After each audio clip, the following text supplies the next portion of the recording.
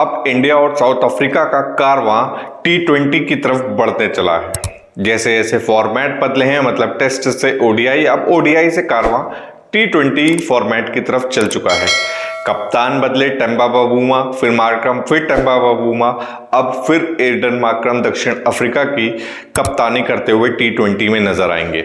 भारत की तरफ से एक बार फिर सूर्य कुमार यादव अपनी टीम लेकर तैयार हैं। कोच गौतम गंभीर भी टीम के साथ कटक में है, पूरी टीम कटक में है, मौजूद है और अपनी अपनी तैयारियों में लगी हुई है। इस वीडियो में मैं आपसे वहां के ग्राउंड कंडीशन, पिच कैसी है, इन सब बातों पे बात करूंगा। हेड टू हेड क्या मामला रहा है ये भी बात करूंगा और एक नजर मार लेंगे हम कि टीम कॉम्बिनेशन क्या रह सकता है, क्योंकि हार्दिक पांड्या की वापसी हो गई है, अक्षर पटेल वापस आ रहे हैं, वॉशिंगटन सुंदर भी होंगे, इसमें वरुण चक्रवर्ती भी हैं, जसप्रीत बुमराह भी आ चुके हैं, अर्शदीप हैं ही हैं, तो एक यशस्वी बाहर गए हैं, गिल भी चोट के बाद वापसी कर रहे हैं। तो एक टीम कॉम्बिनेशन क्या रहेगा, एक नजर इस पर भी मार लेंगे।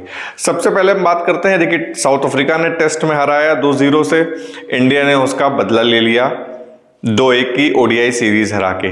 तो अगर एक मोटा मोटा चीज देखी जाए तो 1-1 के हिसाब से हम लोग खड़े हैं सीरीज के हिसाब से। अब ये एक तरह से सीरीज डिसाइडर हो गया, मतलब अगर इंडिया जीती तो 2-1 मान लीजिए और अगर अफ्रीका लेके गई तो उनकी तरफ से 2-1 मान लीजिए। हालांकि एक अच्छे नोट पर जीत के साथ साउथ अफ्रीका इस पूरे टूर को वाइंड अप करना चाहेगी, क्योंकि एक बहुत जबरदस्त और बहुत टक्कर देने वाला टूर जो है साउथ अफ्रीका की तरफ से रहा। जहां टेस्ट में उन्होंने दबदबा कायम किया, तो वहीं वनडे में भी उन्होंने बताया कि वो क्यों इतने जबरदस्त हैं इस वक्त। 360 रन चेस करके दोनों ही मैचों में लगभग, मतलब 340 का 17 रन से हारे, फिर उसके बाद 360 चेस ही कर गए। तीसरे में भारत का लक बदला, टॉस जीते और जो है इंडिया ने सीरीज भी उठा ली। बहरहाल अब हम आते हैं, देखिए 5 मैचों की सीरीज का पहला मैच भुवनेश्वर के कटक में शुरू होना है। कटक के बाराबती स्टेडियम में खेला जाएगा। यहाँ की पिच के बारे में पहले हम बात कर लेते हैं। देखिए यहाँ पे दोनों तरीके की पिच हैं, लाल मिट्टी, काली मिट्टी। किस पिच पे मैचेस होते हैं ये देखने वाली बात है। हालांकि T20 है तो पिच का उतना ज़्यादा असर उतनी देर तक नहीं दिखाई देगा। हाँ, शाम को 7 बजे मैच शुरू होगा, तो जो भी दूसरी टीम फील्डिंग करेगी पहले, उसके लिए बेनिफिट है। जो बाद में करेगी उसके लिए थोड़ी मुश्किल आएगी, क्योंकि ओस ज़्यादा गिरेगी। लेकिन हमने प्रैक्टिस के समय भी वहाँ पर देखा, जो टीम प्रैक्टिस कर रही थी, कि तब भी उन स्प्रेस का इस्तेमाल किया जा रहा है ताकि ग्राउंड पे कम से कम ओस आए। पिच की बात करें तो रन बनते हैं कटक में, और आपने पूर्व के मैचेस भी देखे होंगे जहां पर ठीक ठाक रन लग जाते हैं। पिच के हिसाब से 160-180 जो है एक एवरेज स्कोर यहां पर माना जाता है, मतलब 160-180 एवरेज स्कोर है। तो आप मान के चल रहे हैं कि एक ठीक ठाक जो है रन लग सकते हैं अगर एक जबरदस्त बैटिंग हो गई। बल्लेबाज को ही सपोर्ट करती है कटक की पिच, ये एक रिकॉर्ड रहा है। तो एक बार फिर से आपको इंडिया और साउथ अफ्रीका का एक अच्छा मैच और बैटिंग, जहां पे चौके छक्के, जो कि T20 का एक मतलब है ही है फॉर्मूला, उस तरीके का मैच आपको देखने को मिल सकता है।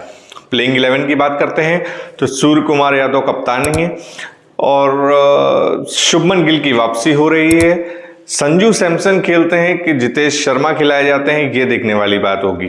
जी हाँ, क्योंकि बीच में ऑलराउंडर हमारे पास शिवम दुबे भी हैं, अक्षर पटेल हैं, रविंद्र जडेजा भी हैं, और नीचे फिर अर्शदीप और जसप्रीत बुमराह ही हैं, वरुण चक्रवर्ती हैं।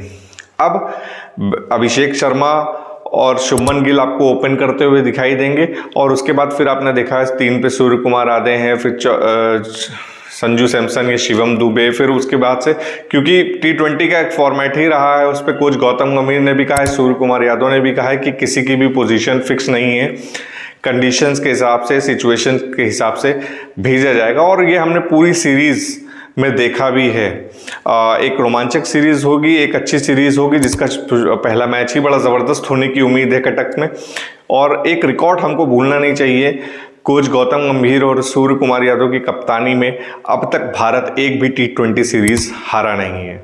जी हाँ, जहां एक तरफ कोच गौतम गंभीर पर टेस्ट के दौरान इतने ब्लेम लग रहे थे, उस दौर से अगर हटें और T20 फॉर्मेट क्योंकि शुरू हो रहा है, तो इस फॉर्मेट की अगर बात करें तो गौतम गंभीर ने अपने कोचिंग एरा में अब तक एक भी T20 सीरीज हारी नहीं। तो क्या लगता है आपको इंडिया के साथ प्लेइंग 11 कॉम्बिनेशन क्या रहेगा?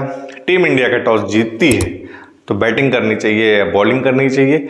मेरे हिसाब से, मैं अपनी राय बताऊं क्या? नहीं, देखिए मेरे हिसाब से बाद में बॉलिंग करने वाला हिसाब तो नहीं होना चाहिए, क्योंकि बहुत ज़्यादा ओस आती है जो कि गेंदबाजों को दिक्कत देगी।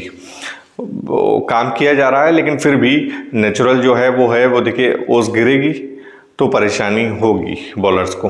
बहरहाल कैसा लगा वीडियो उस कमेंट सेक्शन में ज़रूर बताइए। इस वीडियो में फ़िलहाल इतना ही।